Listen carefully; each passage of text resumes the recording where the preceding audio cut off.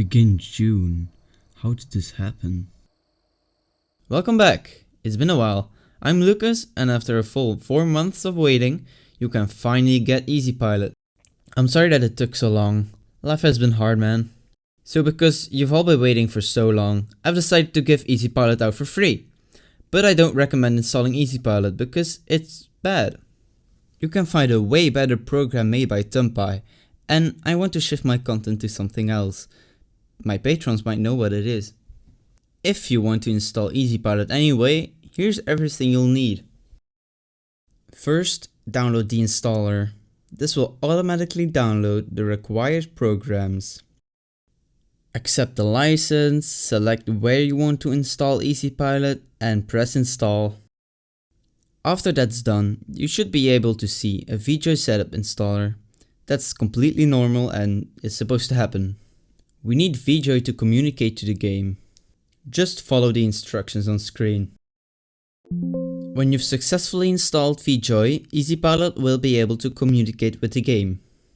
Now that EasyPilot is installed, you'll need to change some settings in the game itself. First, go to the Controls tab in Settings.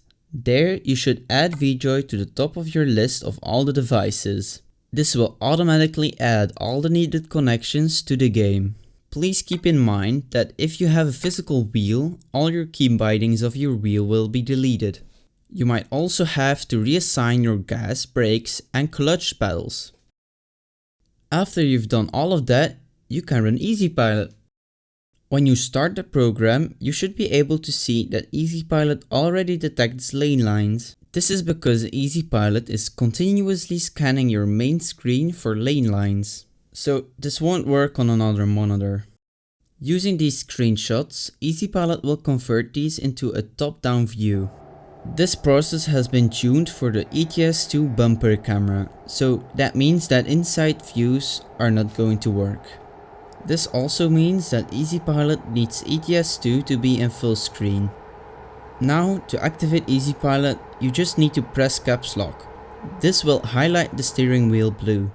If you have a physical wheel, you can add it to EasyPilot and your wheel input is sent through if EasyPilot is disabled.